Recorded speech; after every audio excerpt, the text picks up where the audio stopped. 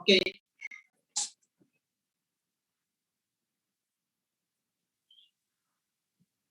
Ya, baik. Mungkin bisa kita mulai aja ya. Assalamualaikum warahmatullahi wabarakatuh. Saya ucapkan selamat datang kepada Bang Isram SHMH selaku pemateri pada latihan pembuatan surat kuasa pada sore hari ini. Selamat sore Bang, apa kabar? Sore, ya. Ya. Oke, alhamdulillah Ya. sehat. Ya, alhamdulillah tetap diberikan kesehatan ya Bang. Semoga kita semua senantiasa dalam lindungan Tuhan beserta teman-teman semua. Nah, Amin. Saya juga mengucapkan terima kasih dan juga selamat datang kepada Ketua Umum Permai DPC Tangerang, yakni Bang Abdulha. Selamat sore Bang. Sore Arinda. Terima kasih. Ya, saya ucapkan terima kasih banyak kepada Ketua Umum Permai DPC Tangerang dan juga jajaran pengurusnya yang sudah menggagas agenda yang sangat luar biasa ini ya. Nah, tak lupa pula Erinda saya mau menyapa teman-teman semua nih. Gimana nih kabarnya teman-teman semua? Apakah sehat? Saya sangat apresiasi sekali nih dengan semangat teman-teman semua yang ingin belajar lebih jauh mengenai bagaimana sih cara pembuatan surat kuasa itu sendiri. Apalagi pemateri kita pada sore hari ini bisa dibilang pemateri yang sangat tepat ya. Kenapa saya bilang tepat? Karena memang pemateri kita pada hari ini merupakan orang yang sudah sangat kompeten di bidangnya. Bukan begitu, Bang? Hahaha, bisa aja. Ya, Bang Isram ini merupakan IKA Permai DPC Tangerang sekaligus lawyer di MS Association. Tentu saya yakin teman-teman di sini juga banyak yang mengenal beliau ya, karena memang beliau ini mengabdikan dirinya pada profesi sebagai advokat yang bertempat di Jalan Rawabuntu Serpong, Tangerang Selatan. Nah, barangkali teman-teman di sini ada yang berminat dan juga termotivasi mungkin ya dengan jejak profesi beliau, maka rasanya memang tepat sekali Anda mengikuti pelatihan pembuatan surat kuasa ini. Nah, terlebih memang hal ini menjadi wajib ya, apalagi untuk mahasiswa Fakultas Hukum gitu untuk memahaminya. Nah, sebelumnya ada pepatah nih Bang yang mengatakan bahwa tak kenal maka tak sayang. Nah, berarti kalau udah kenal nantinya bisa sayang gitu ya Bang ya. Ya, oleh karenanya izinkanlah saya memperkenalkan diri terlebih dahulu. Nama saya Erinda Sundari Saputri. Saya di sini selaku moderator yang merupakan anggota Permai DPC Tangerang. Nah, saya di sini akan memandu jalannya pelatihan pembuatan surat kuasa pada sore hari ini. Nah, sebagai agenda pembuka, memang Permai DPC Tangerang ini sengaja untuk mengadakan agenda ini secara non-formal, Bang. Karena memang agar teman-teman sekalian lebih enjoy dan juga mengikuti pelatihan ini lebih diharapkan cepat gitu memahaminya. Nah, mungkin saya di sini sedikit menyinggung ya mengenai bagaimana sih surat kuasa itu sendiri. Nah, surat kuasa itu merupakan surat yang memang berisi pernyataan pemberian kuasa atau memang wewenang yang diberikan oleh pemegang kuasa kepada pihak lain yang dipercayakan seperti itu. Nah, dengan kata lain, fungsi daripada surat kuasa itu sendiri sebagai bukti yang sah bagi para pemegang atau pihak-pihak yang diberikan kuasa sehingga pihak penerima kuasa tersebut mempunyai hak dan juga kewenangan yang sama dalam pemilik kuasa sebelumnya. Nah, sehingga penerima kuasa tersebut dapat melakukan tugas dan kewajibannya sesuai dengan isi dari surat kuasa tersebut. Nah, mengapa sih pada akhirnya menjadi penting untuk mempelajari adanya surat kuasa tersebut? Ya, karena memang melalui surat kuasa inilah orang lain atau penerima kuasa dapat turut membantu gitu dalam mengurus dokumen atau surat tugas tertentu sesuai dengan kewenangan yang diberikan oleh pemilik kuasa sebelumnya. Nah, mungkin itu gambaran secara garis besarnya atau secara umum ya teman-teman. Nah, untuk lebih jauhnya, bagaimana mengenai cara pembuatan surat kuasa dan juga bagaimana ciri-ciri dari surat kuasa atau mungkin unsur dan juga struktur daripada surat kuasa itu sendiri akan dikupas tuntas oleh abangda kita, yakni Bang Isram SHMH. Kepada Abang Isram, waktu dan tempat kami persilahkan. Oke. Baik, terima kasih pemateri. Kedengaran nggak suaranya? Ya, terdengar Bang. Oke, baik. Pertama-tama saya ucapkan terima kasih kepada Ketua Permai DPC Tangerang telah memberikan waktu dan kesempatan untuk menjadi narasumber terus kemudian yang pada pokoknya memberi kewenangan atau memberi ini ya untuk mengisi terkait masalah surat kuasa. Terus kemudian terima kasih kepada moderator, juga para peserta. Bismillahirrahmanirrahim. Assalamualaikum warahmatullahi wabarakatuh. Ya, semoga semua teman-teman yang ada di sini dalam kondisi sehat walafiat, ya, sehat selalu, ya, tentunya semoga dalam lindungan Tuhan yang Maha Kuasa. Oke, baik, teman-teman, pada kesempatan ini saya bertindak sebagai pemateri yang akan membawakan materi teknik cara membuat atau menyusun surat kuasa, kan seperti itu ya. Nah, tentunya teman-teman yang ada di ruang lingkup Permahi atau yang mungkin menjadi peserta pada kesempatan ini tentunya semuanya berlatar belakang dari hukum ya, semua ya seperti itu ya. Atau boleh dikata sebagai masyarakat hukum.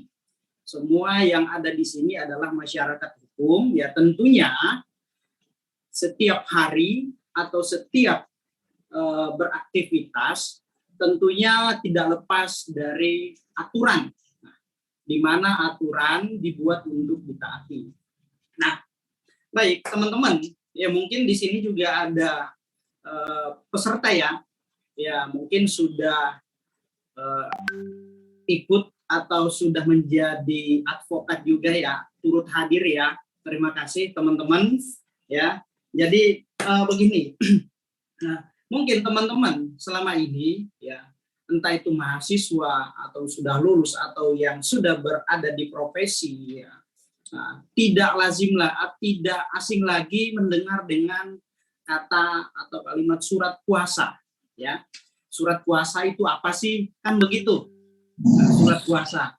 Nah, tentunya pasti teman-teman yang sering atau khususnya mungkin magang atau pernah melaksanakan mengerjakan sesuatu mewakili seseorang, tentu yang dibutuhkan adalah surat kuasa, kan gitu. Nah, baik teman-teman, sebelum kita masuk pada acara inti ya, tentu kita akan mengulas terlebih dahulu apa sih surat kuasa itu, kan gitu ya.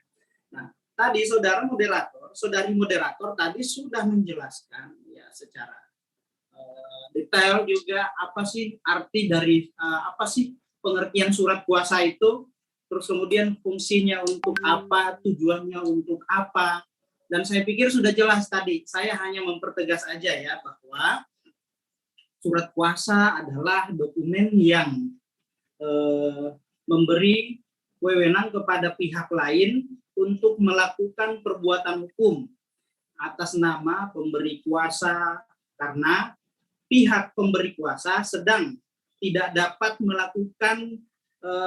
melakukannya itu sendiri. Nah, pihak lain yang dimaksud tadi adalah seperti misalkan pengacara, keluarga atau lain-lain. Nah, itu pengertian secara umum ya surat kuasa. Nah, terus kemudian fungsinya apa? Nah, tentunya teman-teman yang sudah pernah berada di kegiatan profesi atau pernah magang atau mungkin pernah teori sambil praktek ya tentu sudah mengetahui fungsi surat kuasa, kan gitu. Nah, fungsi surat kuasa itu ya secara pandangan umum adalah sebagai bukti yang sah ya, pemindahan hak dan kewajiban seseorang pemberi kuasa kepada pihak penerima kuasa. Nah, lalu ciri-ciri surat kuasa yang baik dan benar itu bagaimana? Nah, nanti saya akan jelaskan ya. Nah, biasanya pada prinsipnya surat kuasa itu kan ada dua macam. Ada kuasa umum, ada kuasa khusus. Kan gitu ya. Nah, kalau kuasa umum ya seperti surat kuasa dari seseorang kepada orang lain untuk mengurus beberapa atau seluruh perbuatan hukum yang menyangkut kepentingan dari si pemberi kuasa. Nah, misalkan untuk ini ya kuasa umum ya, untuk pengurusan SIM, STNK, harta benda dan lain-lain. Nah, kalau surat kuasa khusus itu surat kuasa yang diberikan kepada orang lain yang isinya harus disebutkan secara mendetail khusus ya, kuasa itu untuk perbuatannya untuk peruntukan kepentingan hukum apa. Nah, misalkan surat kuasa dari klien kepada advokat ya untuk mengajukan gugatan di pengadilan misalkan terkait masalah apa, wan prestasi, terus kemudian perbuatan melawan hukum. Nah, juga digunakan sebagai untuk pendampingan khusus ya, pendampingan seperti di kepolisian pada setiap tingkat ya. Nah, itu. Nah, oke, baik, kita langsung saja masuk pada materi pokok ya terkait teknis dan cara menyusun surat kuasa ya. Nah, teman-teman, penting untuk kita ketahui bersama bahwa dalam hal pembuatan surat kuasa ini menjadi salah satu materi atau salah satu hal yang sangat penting di dalam ujian ujian advokat ya. Nah, di mana surat kuasa ini ya, berdasarkan pengalaman saya, nah, surat kuasa itu bobotnya 30% pada saat kita mau ujian advokat. Nah, bobotnya 30%. Nah, tentu di dalam surat kuasa itu memang pada dasarnya kita sering melihat model surat kuasa. Yang paling pertama kita lihat adalah judulnya surat kuasa. Di situ ada nama pemberi kuasa, penerima kuasa, terus kemudian khusus, dan ada materai di situ. Itu tentu teman-teman harus pahami bahwasanya setiap sesuatu yang tertera di situ memiliki poin-poin tertentu.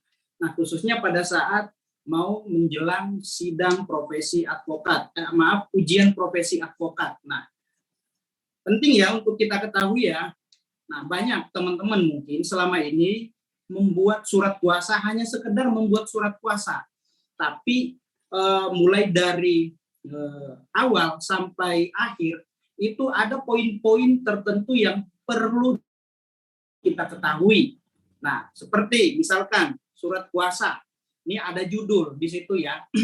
Nah, coba teman-teman perhatikan surat kuasa yang contoh surat kuasa yang sedang ditayangkan di slide ya.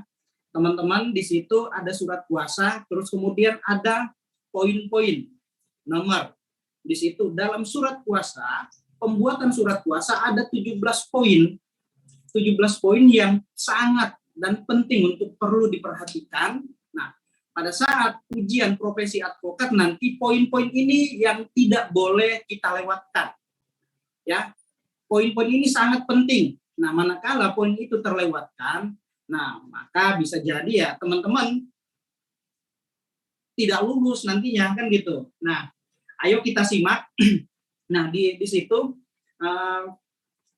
pada tulisan yang saya blok merah itu ya, nah itu merupakan poin-poin yang penting ya. Nah, dalam pembuatan surat kuasa ada 17 poin ya. Saya pertegas lagi, ada 17 poin. Nah, poin pertama mari kita simak. Di situ ada judul. Judulnya itu atau kopnya surat kuasa. Nah, itu paling penting. Harus ada judul. Nah, lembaran yang kita buat itu judulnya apa? Misalkan surat kuasa. Nah, terus kemudian yang bertanda tangan di bawah ini. Nah, surat kuasa itu poinnya nomor 1 ya. Itu poin nomor 1. Terus kemudian yang bertanda tangan di bawah ini. Nah, di situ kemudian saya blok merah lagi, ada identitas, nama beserta alamat. Alamat harus jelas. Nah, misalkan di situ namanya Abdul Rohman. Nah, di situ Abdul Rohman, alamat Jalan Raya Siliwangi, bla bla bla bla, Kota Tangerang Selatan. Nah, ini merupakan poin yang penting juga dalam pembuatan surat kuasa yang harus kita perhatikan. Identitas harus jelas ya. Identitas harus jelas. Jangan sampai salah nama, salah ketik atau tipe. Nah, itu bisa menjadi bahan keberatan pihak lawan nantinya. Gitu. Itu sudah ada 2 poin ya. Pertama surat kuasa, kemudian identitas. Nah, oke, kita amati lagi.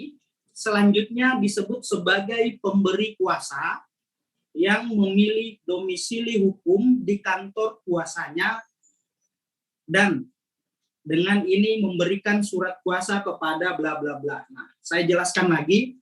Tadi Abdul Rahman itu adalah orang yang memberi surat kuasa. Ya. Di situ Abdul Rahman adalah orang yang memberi surat kuasa. Berikut identitasnya sudah dilampirkan secara jelas beserta domisili. Nah, selanjutnya disebut sebagai pemberi kuasa. Nah, pemberi kuasa itu merupakan poin ketiga. Itu harus jelas juga nantinya, harus ada. Nah, keterangannya di situ adalah pemberi kuasa yang memilih domisili hukum. Nah, kemudian memilih domisili hukum itu merupakan poin juga ya. Itu poin yang keempat dalam hal pembuatan surat kuasa. Ya. Dan dengan ini memberikan surat kuasa kepada. Nah, kepada itu di situ ada 3 seorang advokat. Bisa 1, bisa 2, atau bisa 3, bahkan berapapun terserah. Mau 1, 100, ratusan pun nggak masalah. Ya. Nah, di situ nama identitas atau nama seorang advokat, ya, nama penerima kuasa di situ yang dimaksud.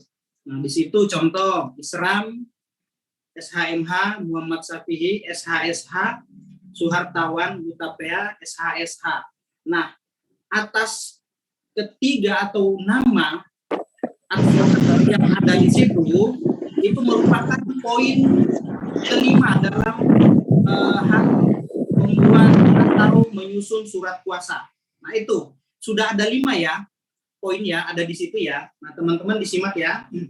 Nah, lalu kemudian di bawahnya lagi kesemuanya advokat dan konsultan hukum yang berkantor pada kantor hukum IMS and Associate Attorney at Law yang berkedudukan di Jalan Gria Loka bla bla bla bla sektor 11 BSD. Nah, perlu saya jelaskan di sini bahwa kenapa poin nomor 6 ini wajib kita cantumkan di situ itu sebagai lembaga atau pemberi kuasa telah memberi kuasa kepada seorang advokat atau lebih yang berkantor di kantor hukum IMS misalkan. Nah, di sini kan kantor IMS and Associate itu kan ya kantor saya. Jadi saya jadikan sebagai contoh ya. Karena ini sebagai contoh surat kuasa yang ada di kantor kami. Ini produk yang ada di kantor kami seperti ini ya. Nah, itu jelas ya teman-teman. Nah, identitas nama lembaga itu juga harus jelas. Nah, itu masuk pada poin nomor 6. Kemudian setelah identitas, selanjutnya disebut sebagai penerima kuasa. Nah, tadi kan sudah dijelaskan. Ada Isram, ada Muhammad Safi'i, Suhartawan, yang berkantor pada kantor hukum IMS. Masing-masing atau kesemuanya itu disebut sebagai pemberi kuasa. Nah, jangan lupa, pemberi kuasanya itu yang saya cetak tebal warna merah itu merupakan poin yang ke-7. Itu yang penting untuk kita ketahui ya, bahwasanya harus jelas kapasitas dan posisi para advokat yang kita ketik dalam surat kuasa itu harus jelas. Mereka bertindak sebagai apa di situ? Apakah sebagai penerima kuasa atau apa? Nah, maka kalau dia sebagai penerima kuasa, maka harus disebut di situ sebagai penerima kuasa. Oke, lanjut. Nah, untuk bertindak, ini saya blok merah lagi ya. Bertindak baik secara bersama-sama maupun sendiri-sendiri. Nah, maksud daripada bertindak secara bersama-sama maupun sendiri-sendiri, misalkan dalam surat kuasa ini ada 3 seorang advokat yang diberi kewenangan untuk bertindak, maka ketika mereka berjalan atau ketika mereka melakukan aktivitas dapat melakukan tindakan sendiri-sendiri, ya, entah itu dia bersidang secara sendiri-sendiri maupun bersama-sama. Nah, seperti itu penjelasan di situ ya yang dimaksud ya. Jadi bertindak baik secara bersama-sama maupun sendiri-sendiri. Nah, apabila ada salah satu advokat, misalkan kita berbicara terkait persoalan atau ada masalah di antara ketiga advokat tadi yang kita sebut namanya di dalam surat kuasa, nah terus kemudian dia bertindak secara sendiri-sendiri tanpa pengetahuan kita, maka dia harus mempertanggungjawabkan tanpa harus melibatkan tim yang ada 2 orang tadi, kan gitu. Dan dia punya hak untuk berjalan secara sendiri-sendiri maupun bersama-sama. Nah itu ketika ada masalah, terus kemudian dia bertindak sendiri-sendiri, maka dia harus bertanggungjawabkan karena tanpa pengetahuan tim, nah, dia bisa melakukan aktivitas secara sendiri-sendiri. Nah itu ya. Itu merupakan poin yang ke-8. Nah, teman-teman disimak ya, itu poin yang ke-8. Nah, selanjutnya di situ ada khusus, ya. Khusus harus ditebelin. Nah, khusus itu masuk dalam poin nomor 9. Nah, khusus artinya lebih spesifik, beda dengan surat kuasa umum ya. Nah, di sini sifatnya khusus. Nah, khusus di sini harus kita perhatikan. Nah, di situ ada keterangan waktu dan tempat atau kejadiannya apa. Misalkan tadi Saudara Rahman memberi kuasa kepada advokat-advokat yang ada ya karena dia sebagai korban penganiayaan ya. Korban penganiayaan di situ ya, korban penganiayaan, pengeroyokan ya. Jadi dalam khususnya disebut di situ bertindak untuk dan atas nama pemberi kuasa, mendampingi, memberi bantuan hukum serta membela kepentingan hukum pemberi kuasa pada tingkat penyelidikan dan penyidikan di kepolisian resort Kota Tangerang Selatan misalkan ya.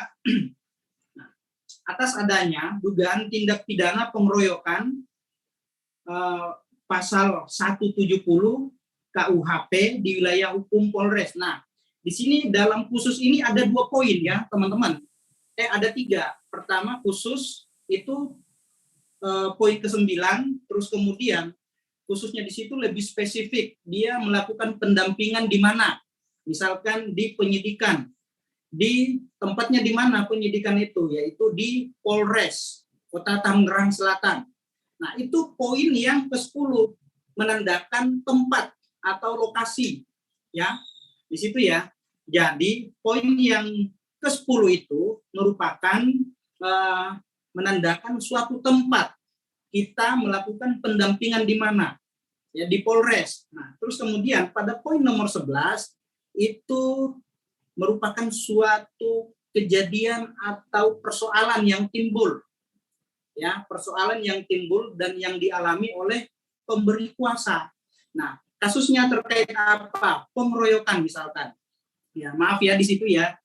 Ada pasal 160 KUHP itu dicoret ya. Jadi bukan pengeroyokan ya di situ. Tapi harusnya pasal 170. Nah, ya.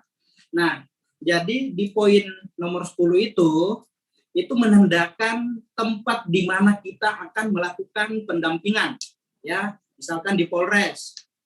Terus kemudian poin nomor 11 itu terkait tentang persoalan yang timbul yang telah dialami oleh pemberi kuasa ya. Jadi teman-teman paham ya sampai di sini ya. Kemudian serta hal lain-lain yang berkaitan dengan kuasa tersebut di atas. Nah, itu nggak usah, itu bukan menjadi hal inti ya. Nah, selanjutnya ada poin di situ, di bawahnya, moderator tolong di ini. Nah, slide-nya ya. Nah, di situ surat kuasa ini diberikan dengan hak substitusi dan hak pretensi. Nah, hak substitusi ini merupakan poin yang ke-12 dalam surat kuasa ini. Ada juga hak retensi. Nah, yang dimaksud daripada hak substitusi di sini adalah, misalkan kami dari kantor hukum IMS, ya, kantor hukum IMS ada jadwal agenda sidang, ya, agenda sidang di Jakarta Selatan misalkan. Namun kami bentrok dengan agenda sidang yang ada di Tangerang, maka kami mensubstitusi kepada pengacara lain, ya, pengacara lain atau kantor hukum lain.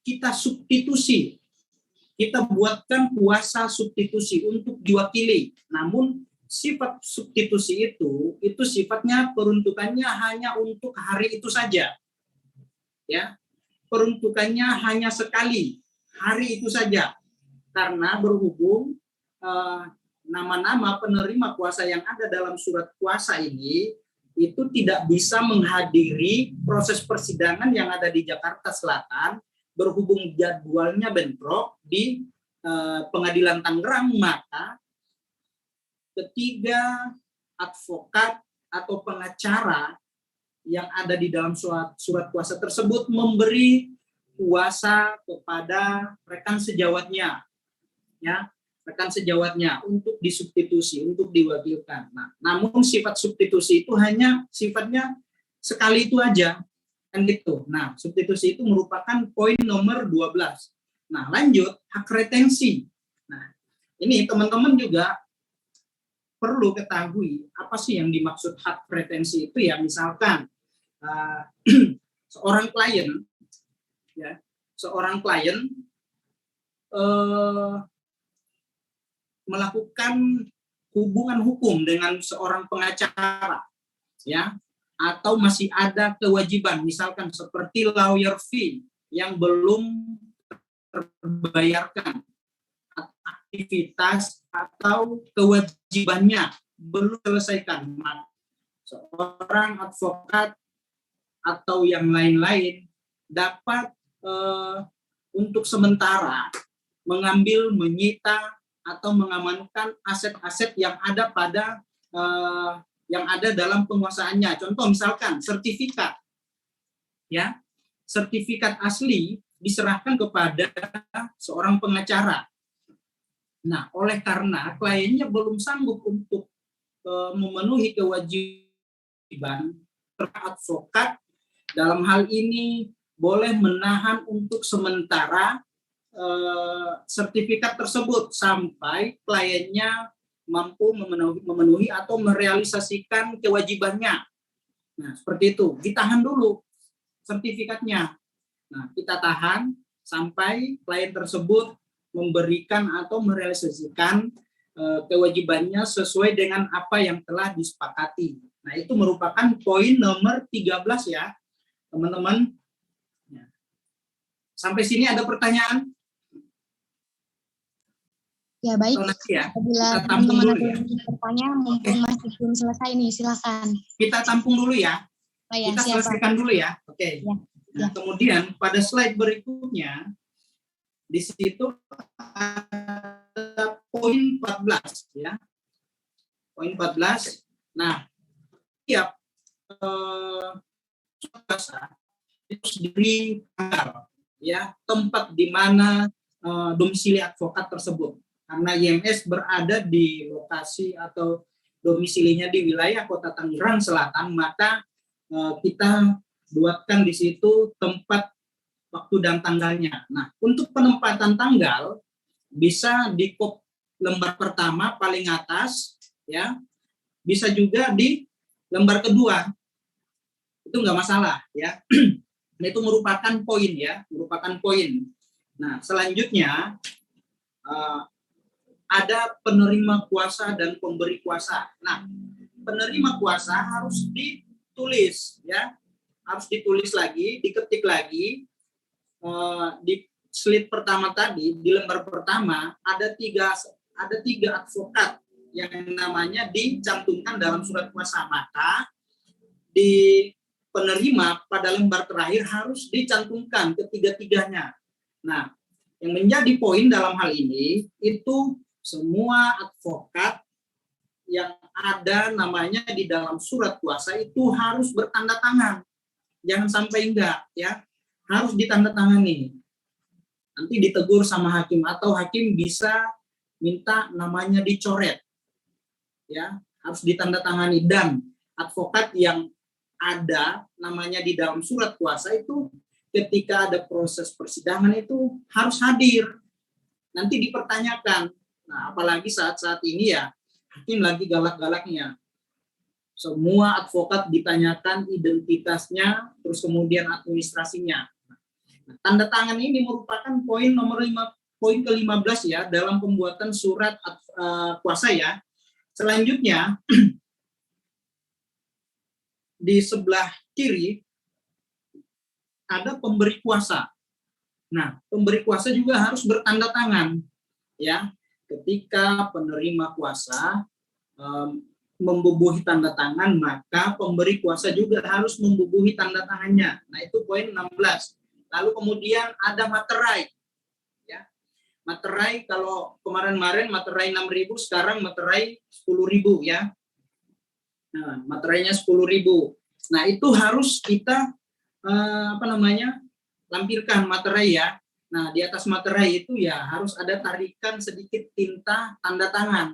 Nah, itu poin 17. Itu teman-teman ya, semua di situ jelas ya. Jadi, dalam hal pembuatan dan menyusun surat kuasa yang baik dan benar, ya itu sesuai acuannya seperti ini ya. Acuannya seperti ini, ada 17 poin dalam hal menyusun atau membuat surat kuasa. Nah, mungkin teman-teman selama ini hanya sekedar membuat surat kuasa. Nah, semoga pemaparan ini ya bermanfaat untuk teman-teman semua ya. Jadi jangan diremehkan surat kuasa tersebut. Nah, dalam hal pembuatan surat kuasa memang ada 17 poin yang harus kita perhatikan di situ. Nah, cuman memang dalam hal pembuatan atau menyusun surat kuasa tidak ada draft baku, ya, nggak ada draft baku. Terserah kita mau buat dalam bentuk apapun, yang penting poin-poin itu terpenuhi ya, ada 17 poin ya. Itu harus terpenuhi, teman-teman. Gitu ya. Nah, seperti itu. Nah, mungkin teman-teman setelah menyimak apa yang saya paparkan terkait masalah surat kuasa tadi, ya teman-teman ada yang mungkin hendak ditanyakan atau bagaimana ya, silahkan. Ya, baik, terima kasih banyak Bang Isram. Terima kasih ya. Bagus dan luar biasa sekali secara detail gitu ya. Nah, teman-teman silakan nih apabila memang ada yang mau ditanyakan, sangat dipersilahkan. Bisa langsung saja buka mic-nya, sampaikan apa yang mau ditanyakan ya. Perkenalkan diri terlebih dahulu. Moderator. Ya. Ada yang bertanya, moderator? Ya, siap, silakan Bang. Oke, nama saya Abdul Qadir. Mohon izin, Anda senior. Saya bertanya terkait dengan surat kuasa. Selain seorang lawyer, apakah orang biasa yang tidak punya law firm, tapi dia ingin berproses secara legalitas terkait dengan satu case, itu bisa mendapatkan surat kuasa tanpa kantornya, misalkan kantor hukum atau kantornya sendiri, surat kuasa biasa itu punya kekuatan hukum seperti apa, Bapak? Baik. Yang bisa kedua, langsung dijawab mungkin Bang ya? Ada dua boleh nggak? Oh ya, silakan. Yang kedua terkait dengan kuasa perbankan, misalkan kantor yang berupa leasing itu kan diberikan kuasa perbankan kepada PT sesuatu. Nah, di satu PT itu kan diberikan kuasa. Ada case, misalkan berhadapan dengan seorang lawyer juga. Sedangkan kuasa yang diberikan PT ini untuk suatu persoalan, untuk menangani suatu case yang berhadapan dengan lawyer. Oke. Bagaimana Ya.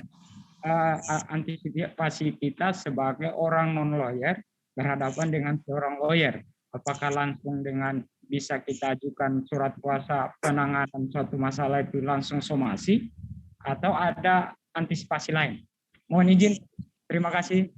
Ya, terima kasih banyak atas pertanyaannya yang sangat luar biasa. Mungkin bisa langsung dijawab ya oleh Bang Isram, dipersilakan. Oke, tadi dengan siapa? Dari mana? Dari Bang Abdul Qadir. Dari mana, Bang? Saya Abdul Qadir, kebetulan saat ini di Priok. Priuk, ya. Dari mana? Dari Priuk, Bang. Oke, baik. Saudara Abdul Qadir ya, terima kasih atas pertanyaannya. Ada 2 pertanyaan tadi ya. Pada intinya gini, ya saya menyimak, saya menangkap apa yang menjadi pertanyaan saudara. Bisakah seseorang yang bukan lawyer atau pengacara menerima surat kuasa? Kan begitu ya. Itu pertanyaan pertama. Lalu pertanyaan kedua, ketika ada kasus dan seorang yang bukan seorang lawyer menangani kasus tersebut, lalu kemudian dalam perkara tersebut berhadapan dengan lawyer, entah itu lawannya atau bagaimana, kan gitu ya. Oke, baik. Saya jawab untuk yang pertama dulu ya. Bisakah seorang lawyer menerima kuasa? Ya, saya pikir ya bisa, sah-sah saja, ya, tidak masalah. Itu kan sifatnya khusus. Yang penting dalam hal pada saat menerima kuasa, dia tidak bertindak sebagai kapasitas advokat atau lawyer. Jangan sampai dia mengaku dirinya seorang advokat atau lawyer, lantas dirinya bukan seorang lawyer, ya. Nah, itu merupakan penipuan ya. Nah, itu bisa temuan tuh nantinya. Itu bisa diperkarakan. Yang perkarakan siapa? Ya kliennya sendiri. Karena apa? Ya pertama, dia sudah merasa tertipu, sudah keluar biaya untuk mengurus perkara ini, namun belum selesai juga. Nah itu dugaannya ya disebut sebagai penipuan atau bukan seorang lawyer tapi dia mengaku seorang lawyer, kan gitu. Nah adapun terkait misalkan kliennya telah mengetahui dia bukan seorang lawyer tapi dia memberikan surat kuasa kepadanya, itu sifatnya umum ya, kuasa umum untuk mengurus persoalan-persoalan, tidak masalah selama dia tidak masuk dalam ranah litigasi atau ke pengadilan, karena kita ketahui bahwa orang yang berhak masuk melakukan atau beracara dalam tingkat litigasi adalah orang yang punya lisensi, seorang advokat. Ya dibuktikan dengan apa? Berita acara sumpah atau ada juga bukti kartu tanda pengenal anggota. Nah, seperti itu ya teman-teman. Nah, terus kemudian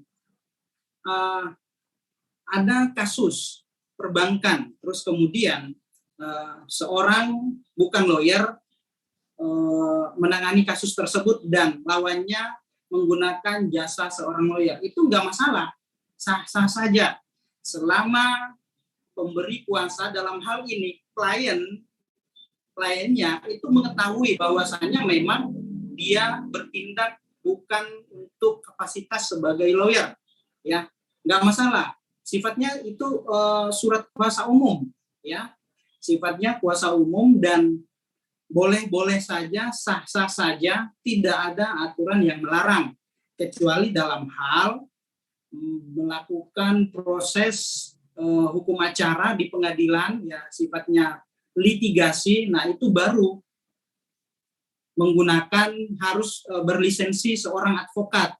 Namun selama dia bukan seorang lawyer terus kemudian berhadapan dengan seorang lawyer, itu nggak masalah selama permasalahan itu dapat di-handle dan diselesaikan secara baik dan tidak merugikan kliennya terutama. Oke. Bagaimana Saudara Abdul Qadir? Ya, terima kasih Pak. Tapi saya mau tanggapi sebentar Pak. kan selama dia tidak masuk dalam ranah litigasi. Tapi apakah bisa kita berproses dalam ranah misalkan sebelum pralitigasi, ya ini somasi. Apakah langkah itu bisa diambil oleh orang non-lawyer ketika permasalahan perbankan tersebut dengan melakukan somasi kepada lawyer tersebut untuk membayar kewajibannya. Begitu, Pak. Oke, baik. Saudara Abdul Qadir, saya tangkap bahwasanya apakah bisa seorang non-lawyer atau yang bukan lawyer atau pengacara melakukan surat menyurat seperti administrasi, melayangkan surat somasi, teguran terhadap lawannya. Kan begitu ya? Selama permasalahan itu di luar dari jangkauan litigasi. Artinya permasalahan ini masih sifatnya non-litigasi. Kan gitu ya? Oke, saya jawab itu sah-sah saja, nggak masalah. Selama penerima kuasa, ya, ingat ya, selama penerima kuasa tidak mengatasnamakan dirinya sebagai seorang advokat atau lawyer, itu sah-sah saja, nggak masalah. Karena dia punya hak untuk mempertahankan hak-hak lainnya, kan gitu. Nah, itu catatan paling kerasnya ya, selama dia tidak mengatasnamakan dirinya sebagai seorang lawyer, advokat, atau berasal dari lembaga hukum manapun. Nah, itu demikian. Ya, bagaimana Bang Abdul Qadir dengan jawabannya? Terima kasih Pak atas jawabannya. Ya. Assalamualaikum. Sukses selalu. Waalaikumsalam warahmatullahi wabarakatuh. Terima kasih Bang. Ya. Nah, selanjutnya nih Bang Isram, ada pertanyaan dari Bang Herman. Cuma pertanyaannya melalui chat ya. Gimana Bang Herman, kira-kira mau dibacakan oleh moderator atau memang mau menyampaikan secara langsung? Bang Herman, silahkan. Ya, apakah masih di tempat? Oke, mungkin langsung dibacakan saja. Ya, mohon izin bertanya, kalau surat kuasa tidak dicantumkan identitas pemberi kuasa secara tidak lengkap, apakah ada kelemahan dari segi aspek hukum acara perdata? Itu pertanyaan dari Bang Herman. Mungkin bisa langsung dijawab oleh Bang Isram, silahkan Bang. Oke, ya. Jadi gini, saudara Herman siapa nih? Kue Jole atau siapa? Oke, saya jawab ya. Nah, dalam hal memberi surat kuasa, ya, ingat ya, dalam hal memberi surat kuasa antara penerima kuasa dengan pemberi kuasa, masing-masing identitasnya harus jelas. Itu pertama, ya. Jadi hal yang paling kita perhatikan dalam hal pembuatan atau menerima surat kuasa adalah identitas pemberi kuasa atau penerima kuasa. Kita harus mengetahui secara detail, jangan sampai menimbulkan akibat hukum di kemudian hari. Maka dari itu kita harus screening, lihatkan identitasnya, KTP-nya, kan gitu. Nah, yang perlu kita perhatikan adalah menerima KTP dulu, perlihatkan identitasnya. Itu pertama. Nah, ketika dia mengatakan bahwasanya nama saya ini, nama saya A, terus kemudian di KTP-nya berbeda, nah itu seorang advokat yang betul-betul teliti, dia tidak akan menerima atau tidak menindaklanjuti sampai identitasnya harus jelas. Nah, itu pertama. Kedua, terkait identitas yang tidak lengkap, ya, terus kemudian lanjut pada masuk persoalan perkara atau di persidangan, ya, itu bisa saja cacat formil karena apa? Identitasnya tidak sesuai. Misalkan gugatan, ya, antara gugatan dengan surat kuasa, yang melakukan gugatan itu kan orang yang memberi surat kuasa. Nah, tentunya dalam hal identitas tidak jelas dan lengkap itu bisa dieksepsi nantinya. Bisa dieksepsi oleh siapa? Oleh pihak lawan. Karena apa? dalam hal ini identitas para pihak, dalam hal ini baik itu sebagai tergugat maupun sebagai penggugat atau turut tergugat, ketika identitasnya tidak jelas, maka itu bisa menjadi kelemahan kita, ya, dan lawan akan masuk pada wilayah kelemahan itu. Itu entah itu dianggap sebagai gugatan tidak cermat atau gugatan cacat formil, harus di NO atau dan lain-lain sebagainya. Maka dari itu seorang advokat yang benar-benar teliti ketika memeriksa calon kliennya, identitas yang paling pertama adalah identitas yang harus diperiksa secara detail. Nah, itu pun kalau identitasnya tidak sesuai ketika masuk dalam ranah litigasi atau dalam hal berperkara di pengadilan, itu ya senjata buat lawan untuk menghantam kita, kan gitu, atau bisa dikategorikan ya cacat formil. Nah, itu ya, demikian Saudara Herman.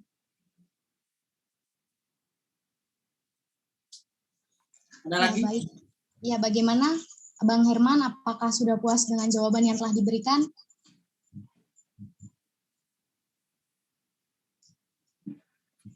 Ya, baik. Terima kasih atas pertanyaannya. Nah, teman-teman, apabila memang ada yang mau ditanyakan lagi, silahkan manfaatkan waktu yang masih ada dan juga ambil ilmu yang bermanfaat nih dari Bang Isram, karena memang pelatihan pembuatan surat kuasa itu menjadi penting gitu ya. Terlebih memang teman-teman ini sebagai mahasiswa Fakultas Hukum yang harus mengerti bagaimana cara membuat surat kuasa yang baik dan benar gitu. Apabila ada yang mau ditanyakan, silahkan.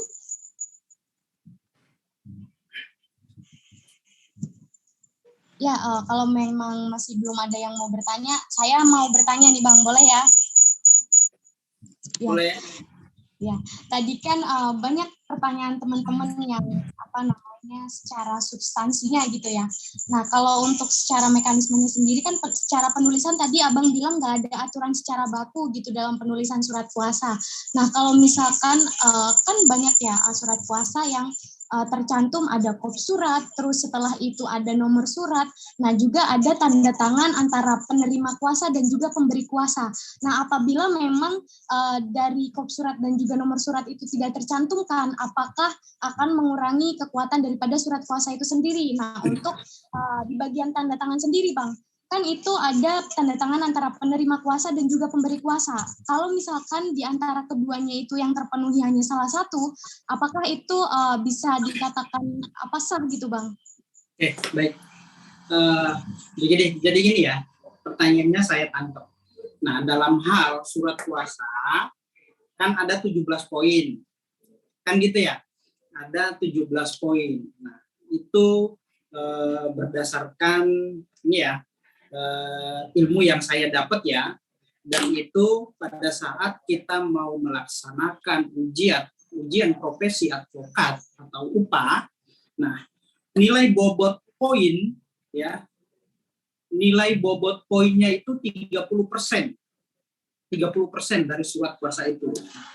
Terus kemudian dalam surat kuasa itu ada 17 poin ya di dalamnya. Namun pertanyaannya, apakah surat kuasa tersebut masih dikatakan sebagai surat kuasa yang utuh atau bagaimana statusnya di mata hukum ketika salah satu poin tersebut tidak kita cantumkan?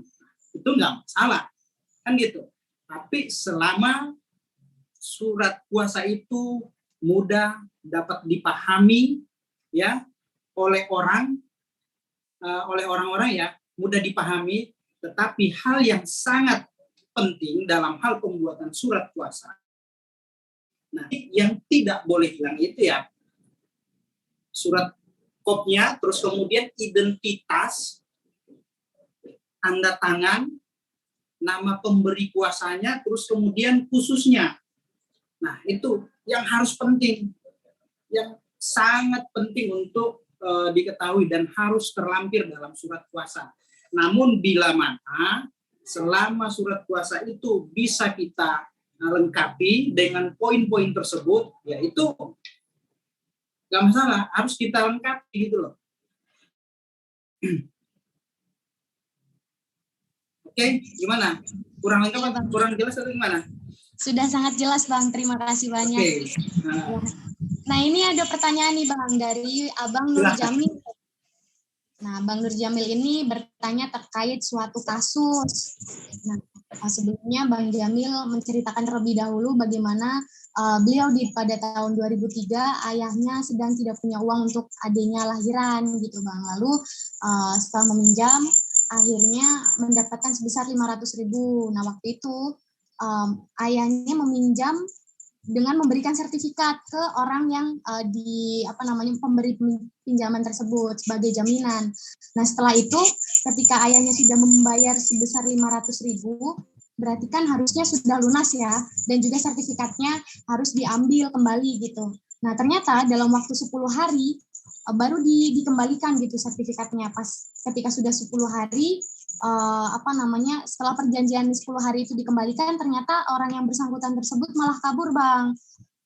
Nah, makanya yang menjadi masalah adalah bagaimana caranya agar orang yang memberikan pinjaman tersebut bisa diusut tuntas, karena memang dari bapaknya tersebut masih belum mengetahui, dan sampai sekarang rumahnya juga sedang digirik orang gitu Bang. Takutnya nanti kalau misalkan ayahnya kenapa-napa gitu malah menyita rumah seperti itu. Nah ini mungkin lebih ke kasus yang memang harus ditangani secara cepat sih, karena memang ini udah kejadian lama ya Bang ya. Apakah memang sampai sekarang masih belum ditemukan pelakunya atau seperti apa? Bang Jamil? Oke. Ya, apakah bisa berbicara secara langsung? Oke, saya paham ya. Terima kasih Nur Jamil dari Cengkareng, Jakarta Barat. Pertanyaannya ini kasus ya, masalah ya. Nah, masalah. Pertama di sini ada dua persoalan yang berbeda ya. Ada dua persoalan yang berbeda. Satu terkait pinjam meminjam. Kedua masalah jaminan. Jaminan tersebut dalam tenggang waktu hanya 10 hari.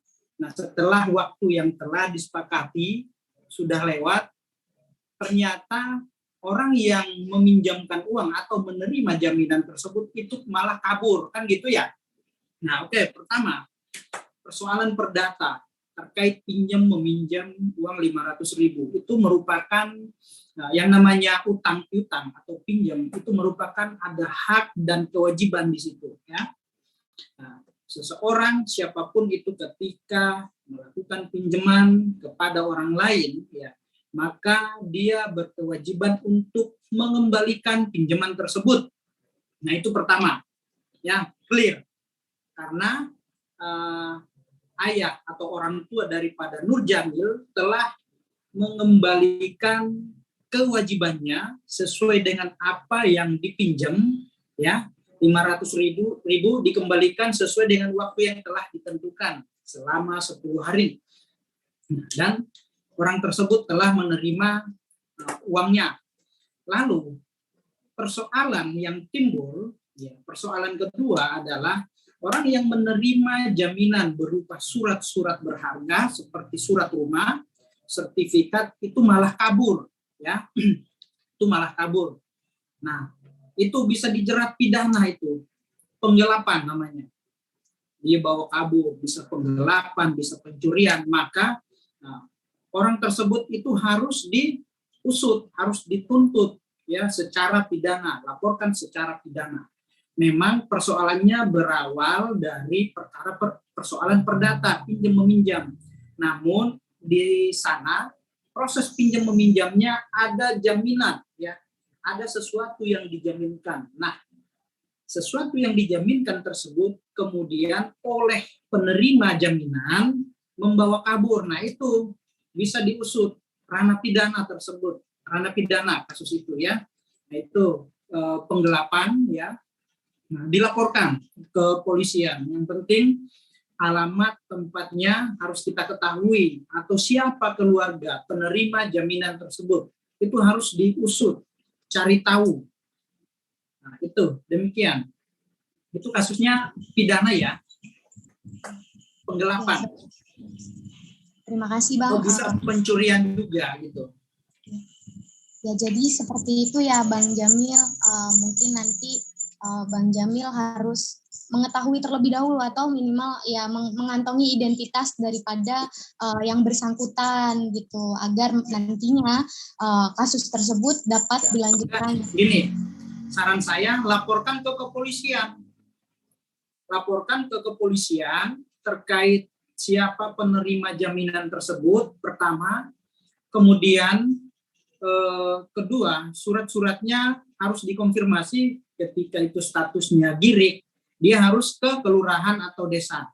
Konfirmasi bahwasanya surat tersebut sedang dibawa kabur oleh siapa tadi. Atau ketika itu dalam bentuk sertifikat, maka dia harus ke BPN untuk konfirmasi.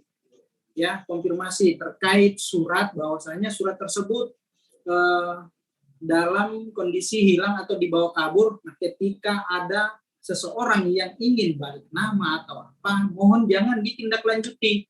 Nah, itu langkah-langkah itu yang harus kita lakukan ya.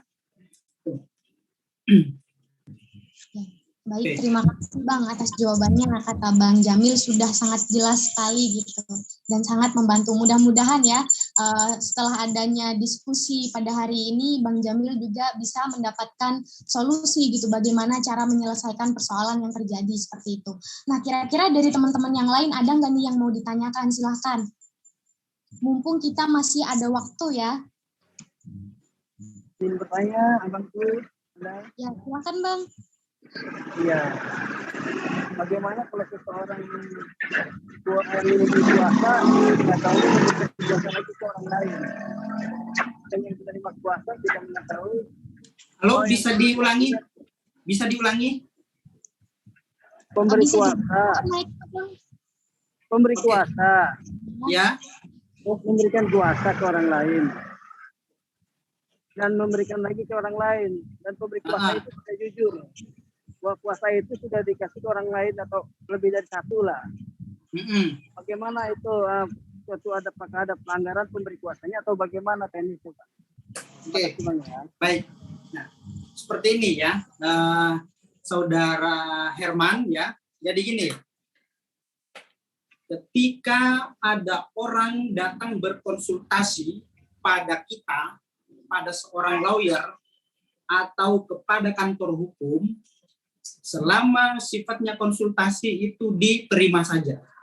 Nah, namun ketika hendak memberi kuasa kepada kantor hukum atau seorang advokat beserta rekan-rekannya, maka pertanyaan yang paling pertama disampaikan oleh advokat tempat dia berkonsultasi adalah menanyakan terkait masalah apakah saudara sebelumnya pernah memberikan surat kuasa kepada advokat lain.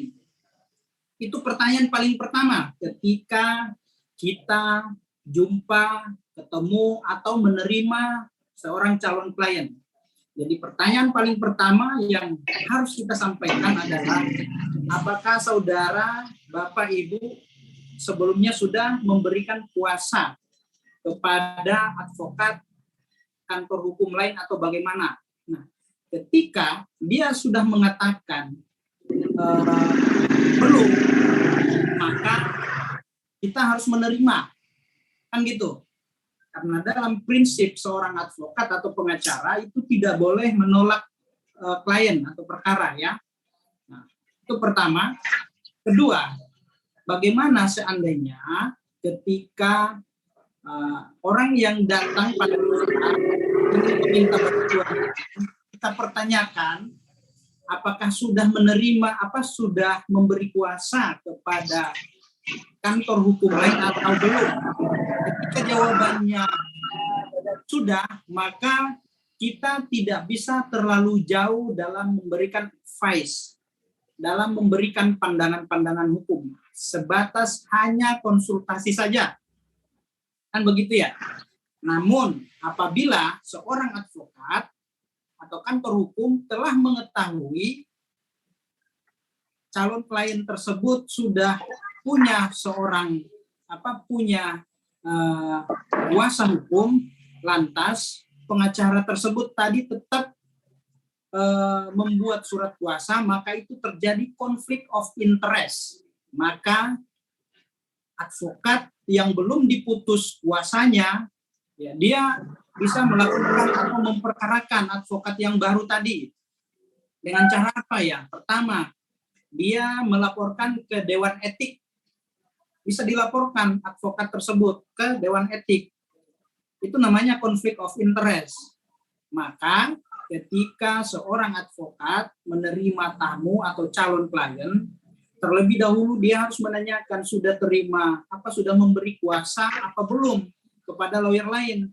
Ketika dia bilang sudah, maka kita tidak boleh terlalu jauh memberikan pandangan hukum.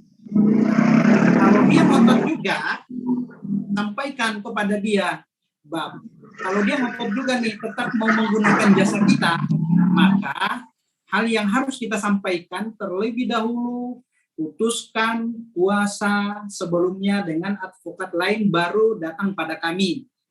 Kalau selama belum diputus, maka kita sifatnya hanya memberi konsultasi atau pandangan-pandangan hukum saja. Itu, Pak Herman. Ya Bang, izin Bang. Bang, jawabannya gimana Bang Abdul? Apakah masih ada yang... Tapi si calon kliennya atau udah jadi kliennya itu telah menipu. Dia sudah memberikan kuasa ke orang lain, tapi bicaranya belum. Next di lapangannya terjadi baru ketahuan, Bang. Seperti itu yang terjadi di lapangan. Bagaimana itu? Nah itu kan kalau seperti ini kan sudah menimbulkan kerugian, ya. Sudah menimbulkan kerugian terhadap advokat itu dan advokat yang sebelumnya, maka terjadi konflik of interest. Ya laporkan kliennya dalam hal penipuan, dia telah menipu, menyampaikan sesuatu hal yang tidak benar. Boleh kita laporkan. Gitu. Karena apa? Ketika seorang advokat tidak mengambil langkah dan upaya, maka dialah yang akan menjadi sasaran korban. Ya. Dia menjadi korban nantinya. Karena apa? Akan terjadi konflik of interest dengan lawyer sebelumnya. Maka dari itu ya harus dilaporkan. Karena di dalam hal ini ya sudah menimbulkan kerugian. Ya, baik. Jadi seperti itu Bang. Gimana? Kira-kira masih ada yang dibingung Bang Herman? Sudah, cukup. Terima kasih banyak atas petunjuknya. Bang Herman, hati-hati. Ya, Ya. jangan-jangan klien orang diambil nih. Bisa aja Kanda. Kita mau baru magang, baru belajar. Iya, siap. Makasih. Ya, terima kasih Kanda ya. Oke, ya. Banyak Bang Herman atas pertanyaannya. Nah, kita masih punya waktu sekitar 3 menit lagi ya, Bang. Kira-kira kalau misalkan teman-teman ada yang mau ditanyakan nih, pertanyaan terakhir, silakan dimanfaatkan.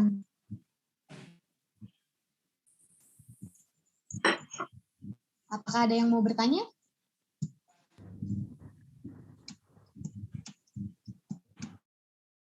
Boleh. Ya, silakan.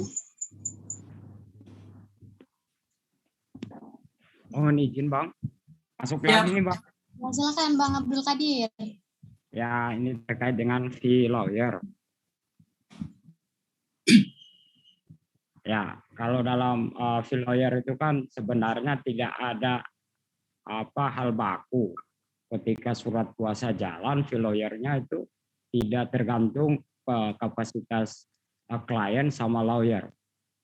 Namun dalam praktek ketika berproses, ada kalanya fee lawyer-nya ini menjadi permasalahan selanjutnya, baik itu bagi klien atau lawyer itu sendiri. Saya minta solusi-solusi cantik lah dari Kanda agar kedepannya bagi para kami sebagai calon-calon rekan abang bisa mengantisipasi sebelum melepaskan hak kita sebagai penerima kuasa. Baik. Baik. Begitu, Bang. Terima kasih, Ya. Bang. Terima kasih Bang Abdul Qadir. Saya jelaskan ya terkait masalah lawyer ya, fee lawyer ya, komitmen fee namanya ya, komitmen fee. Nah, ini jangan sampai ada seorang lawyer menggugat kliennya nih, kan gitu. Nah, baik. Jadi gini, saudara Bang Abdul Qadir, dalam hal melaksanakan tugas profesi hukum ya antara klien dengan seorang pengacara itu harus ada ikatan ya, ada ikatan hukum, perikatan namanya. Nah, ketika ada ikatan sepakat, maka di situ timbul hak dan kewajiban. Nah, antara pemberi kuasa dengan penerima kuasa. Nah, tentu sebelum membuat surat kuasa atau menerima surat kuasa dari klien, ya, ada poin-poin penting yang harus kita perhatikan. Ya, ini ingat ya, ada poin yang harus kita perhatikan dalam hal sebelum menerima atau menandatangani surat kuasa. Pertama, sepakati dulu terkait masalah pekerjaan. Ketika kita telah sepakat menerima pekerjaan dari seorang pemberi kuasa atau calon klien, maka dibuat surat kuasa ya. Ketika dia sudah yakin menggunakan jasa hukum kita, maka ada hal-hal yang lain kita harus perhatikan selain membicarakan tentang surat kuasa, yaitu komitmen fee. Nah, sebelum menindaklanjuti suatu pekerjaan, maka harus diikat dengan persetujuan jasa hukum. Ya. Nah, persetujuan jasa hukum, mekanisme, cara, metode pembayarannya itu bagaimana? Maka terlebih dahulu kita tuangkan dalam sebuah MOU atau kesepakatan lawyer fee. Nah, kita sodorkan surat kesepakatan, proposal bahasanya, penawaran kami dari kantor hukum sekian, kan begitu ya. Penawaran dari kantor hukum sekian, sanggupnya Bapak bagaimana? Akhirnya ketemu, ambil jalan tengahnya, sanggupnya sekian-sekian, misalkan 50 juta. Oke, sepakat. Lalu kita tuangkan dalam surat pernyataan atau komitmen fee. Mekanisme pembayaran dibayarkan misalkan 50% pada saat proses penandatanganan kuasa, 30% pada saat berjalan, 20% setelah kasus selesai, di luar dari success fee. Ya, itu ya. Jadi penting untuk kita ketahui bahwa sebelum melakukan perikatan dengan seorang pemberi kuasa, maka penerima kuasa dalam hal ini advokat harus membuat komitmen terlebih dahulu, oret-oretan atau perjanjian. Nah, dibuatkan perjanjian, mekanisme pembayaran lawyer fee-nya bagaimana, seperti apa. Nah, ketika kedua belah pihak antara pemberi kuasa dan penerima kuasa telah sepakat, maka dibuatkan surat kuasa. Surat kuasa tanda tangani, buatkan juga komitmen fee atau lawyer fee. Setelah lawyer fee selesai, ya, atau pekerjaan selesai, maka ada juga namanya success fee berapa persen. Semua harus dituangkan dalam surat, ya, dituangkan dalam surat. Artinya dalam istilah perdata ada istilahnya dengan fakta sem servanda, ya. Kesepakatan yang dibuat adalah merupakan undang-undang atau hukum bagi para pihak yang telah sepakat. Nah, ketika kliennya atau pemberi kuasa ingkar janji atau wan prestasi, maka kita dapat melakukan upaya gugatan wan prestasi. Itu. Jadi pertama, ketika tugas dan tanggung jawab kita sebagai seorang lawyer selesai sesuai dengan apa yang telah disepakati, maka kewajiban pemberi kuasa atau dalam hal ini klien untuk membayar komitmen fee-nya.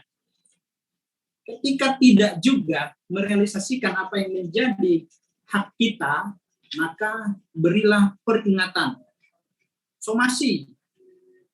Seperti itu, Bang ya. Mungkin itu Terima yang kasih. dapat saya sampaikan. Terima kasih, Pak. Oke. Memerlukan.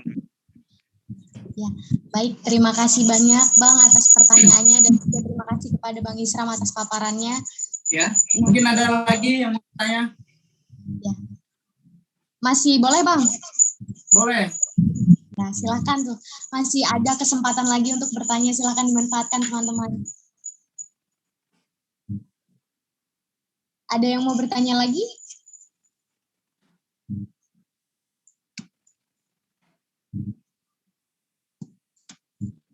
Ya, dipersilakan barangkali memang ada yang mau ditanyakan, bisa langsung open mic ya, teman-teman.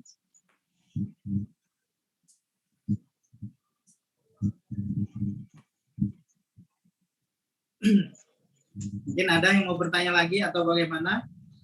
Ya, terkait masalah surat kuasa ya.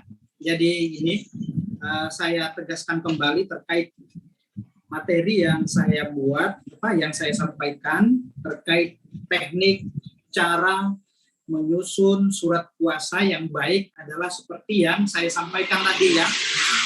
Pertama, perhatikan poin-poinnya ya. Poin-poinnya ada 17 poin di mana poin-poin tersebut memang sangat penting ya, sangat penting untuk kita cantumkan. Ini yang fatal ketika identitas para pihak itu tidak dicantumkan, tidak jelas, bahkan harus ada tanda tangan juga di situ. Kedua, bahwasanya dalam hal pembuatan atau menyusun surat kuasa yang baik dan benar, memang tidak ada aturan baku, ya, tidak ada aturan baku. Nah, namun teman-teman yang menjadi peserta pada kesempatan ini harus memperhatikan poin-poin tersebut, karena untuk menjadi seorang lawyer, untuk menjadi seorang advokat, ujian paling pertama dalam hal upah nantinya, ya, ujian profesi advokat, salah satu pertanyaan yang ada di ujian tersebut adalah surat kuasa. Nah, misalkan seperti ini ya, saya kasih bocoran ya. Nah, misalkan ada kasus antara A dan B. Dalam hal ini sewa menyewa gedung. Terus kemudian proses sewa nyewanya itu dalam jangka 1 tahun. Nah, sebelum 1 tahun si B menyewakan kembali kepada orang lain. Nah, itu. Nah, akhirnya dalam analisis kasus ini, apakah permasalahan ini masuk dalam kategori perbuatan melawan hukum atau wan prestasi? Maka pertanyaan dalam ujian advokat, profesi advokat, si A harus membuat surat kuasa dan menunjuk kuasanya. Lalu buatkan gugatan dalam kasus atau permasalahan yang timbul. Cuman 2 itu doang. Ya, buat surat kuasa dan buat surat gugatan terhadap contoh kasus yang saya sampaikan. Nah, itu teman-teman ya. Jadi dalam hal ujian profesi advokat atau menghadapi ujian advokat ya, bobot poin dalam hal membuat surat kuasa itu 30% ya nilai poinnya. Nah, oke. Nah, ini terkait masalah teknis dan cara menyusun surat kuasa ini tidak ditemukan atau didapatkan di bangku kuliah, ya, hanya kantor-kantor tertentu yang mau sharing, mau berbagi ilmu, dan ini didapat pada saat sudah PKPA, setelah PKPA nih, ya. surat kuasa itu ya. Oke, demikian. Baik, terima kasih. Wah, ilmu yang sangat bermanfaat sekali ya Bang ya. Bahkan dikasih bocoran loh kita gitu. Bagaimana tipsnya nanti ketika memang mau mengikuti pendidikan profesi advokat seperti itu ya. Mungkin kita cukupkan ya Bang karena memang kita sudah di penghujung acara, terkait waktunya juga kan kebetulan sudah memasuki waktu maghrib gitu. Nah, sebelum acara ditutup, saya ucapkan terima kasih banyak kepada Bang Isram ya atas ilmu yang bermanfaat yang telah diberikan gitu, dan berkenan juga memberikan tips-tips ke depannya untuk teman-teman yang ingin menempuh pendidikan profesi advokat seperti itu. Nah, sebelumnya kita mungkin akan sesi foto terlebih dahulu ya Bang ya. Oke. Ya, baik, silakan teman-teman untuk menghidupkan kameranya karena kita akan mengambil gambar ya untuk sesi foto. Baik, dalam hitungan 1, 2, 3 ya Bang ya. Gaya bebas, silakan. 1, 2, 3. Oke, baik. Lagi gaya yang lain Bang. 1, 2, 3. Ya, baik, terima kasih banyak ya Bang ya. Ini benar-benar pelatihan yang sangat bermanfaat. Nah, buat teman-teman mohon maaf sekali karena memang kita tidak membuka pelatihan ini melalui form pendaftaran ya. Jadinya kita tidak membuatkan grup WhatsApp gitu. Nah, bagi teman-teman yang memang ingin mendapatkan bahan dari materi yang telah diberikan, bisa DM melalui Instagram Permahi DPC Tangerang ya. Nanti akan kami berikan bahannya untuk pembelajaran ke depannya. Nah, saya ucapkan terima kasih juga kepada teman-teman semua yang telah bergabung pada diskusi hari ini, dan juga terima kasih kepada Ketua Umum Permahi DPC Tangerang beserta jajaran pengurus lainnya. Saya selaku moderator memohon maaf yang sebesar-besarnya apabila dalam panduan acara yang telah saya bawakan terdapat salah kata maupun salah tingkah laku. Saya ucapkan